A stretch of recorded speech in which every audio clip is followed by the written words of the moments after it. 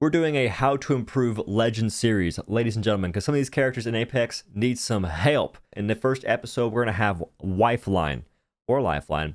This character is in a rough state. Like, she's just so hard to have fun playing, and even harder to even get, like, viability from, because her overall kit is so slow-paced, it does not fit Apex. Apex has evolved past what Lifeline was. And if actually, what she was pretty good. She had an impenetrable res shield, which is broken, and then she also had fast healing as a passive. That was good.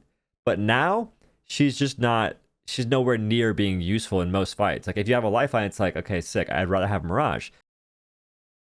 So her passive, Combat Revive, you basically tap her teammate if they're knocked, and they get automatically revived.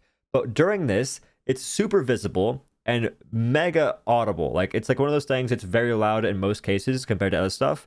And in most situations, your teammate's going to get thirsted. Even if you're trying to protect them, yeah, you're protecting them, right? You're looking at the person shooting them. If they're full health, 200 HP, they can just thirst your teammate because all they have is 100 HP. That's an easy trade.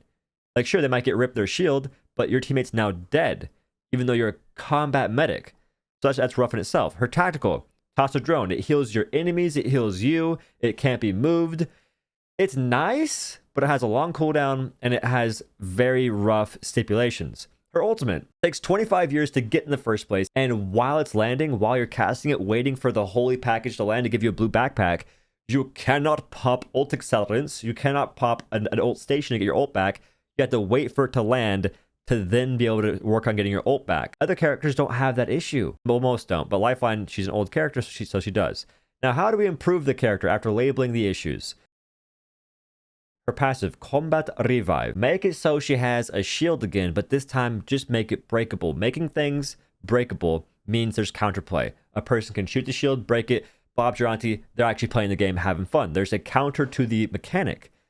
And also make it to where it scales off your teammate's knockdown shield. Whoever's getting revived, it scales off their knockdown shield. Cut the value of the shield in half based on Newcastle's values. That adds a layer of protection. You don't want to make it so she gets like a scot-free revive. That's scuffed. Or you can revert her back to what she was and make it so when she's reviving people, she is just having to sit there and stick the res herself, and there's that shield that's unbreakable. I don't know if Apex wants that, so I think the breakable thing makes more sense to me. Or you can just make it breakable too and just have it do what it was before. And another maybe idea is make it so the teammates can turn the shield if they want. But I don't know. I think it'd be very skillful if the Lifeline had to sit there and think of where the gunshot's coming from. I'm gonna go ahead and stick the shield facing, or stick the res facing this way, and it will block some shots. Her tactical, Doc Heal Drone. This item is rough. Some things to make it less rough would be it can follow Lifeline around, or you can use it as Zenyatta in Overwatch, where you can pick a teammate and press, Q, or if you're on PC or MK, or I think it's L1 on controller for PS4, and it follows your teammate around. Or you can make it function like Newcastle's shield, where you can just click the ground with your L1 ability, your tactical, and it goes to that place. Now, one cool thing I do like that I think they fixed is you can use the heal drone in the storm if you have a heat shield. Without a heat shield, it dies pretty quickly. It's still useful though. Another idea I had after the fact was making it so Lifeline's drone can actually block doors. Rampart walls can block doors, caustic traps. There's many items. Loba's ultimate, Watson's ultimate. Why can't Lifeline's drone block doors? Because she can't ult in doors. Why not let her drone do it? Her drone right now also has like a 45-second cooldown, so I don't think it'd be broken. It just adds a bit more technicality. And one more additional thing that could be neat but also could be broken is to make it so your tactical drone, your Doc Heal drone, can function as like a combo, right? You go and revive your teammate. You drone before the revive or during the revive. Maybe let the drone speed up the revive, or revive that teammate with like an extra 25 shield or something. Or it actually heals them during the revive. If people are trying to thirst them, the drone is actually healing them as well, so it makes it harder to thirst them. Just to make it more viable, more useful in that sense. Now for her ultimate, the thing that is absolutely outdated. This needs either a flat-out rework or a pretty good buff. The buff makes more sense to me, because the buff in this case would be make it to where you can pop ult excels while it's landing, and make it so you get like an arena-style menu, right? Where you pick your weapons, your heals, and your stuff like that, and let her pick what she wants to get. Lifeline can pick 2 things. Her teammates can each pick 2 things. This way she can choose what she wants to upgrade. I have a blue mag for a gun. I can go ahead and get a purple one. I have a purple knockdown shield. I want to get a gold knockdown shield.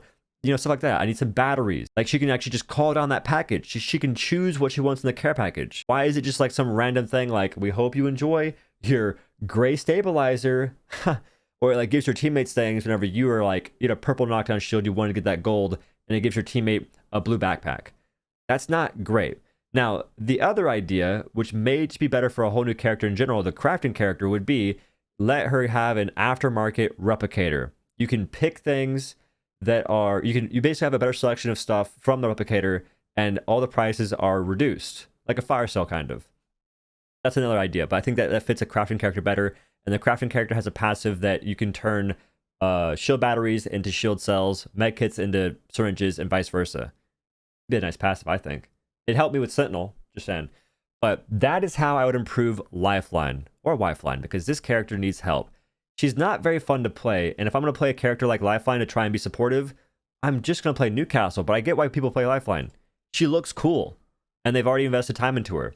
But trust me, if you haven't played Lifeline and you want to be a supportive character, play the mans.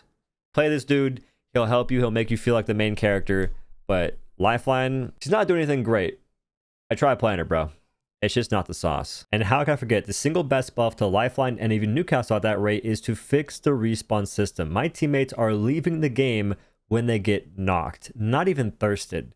They just up and leave. And that makes my character, Newcastle, and Lifeline useless. My passive is now null and void. I can't revive my teammate if they just leave the game, you know what I'm saying? Like, that's just not even fun at that rate. And it happens way more often than anyone might think it does, at least to me. Maybe I'm unique in that sense. Maybe it's just my lobbies. But it happens way too often. And especially when they get thirsted, they're gone. So fixing the respawn system, making it more fun, and giving folks a good incentive, a fun incentive to stay, will make the game more enjoyable, not only for everyone playing it, but also for folks playing these classes, these support characters. Because after all, how can you be a support character if you have no teammates to support? What's the point then?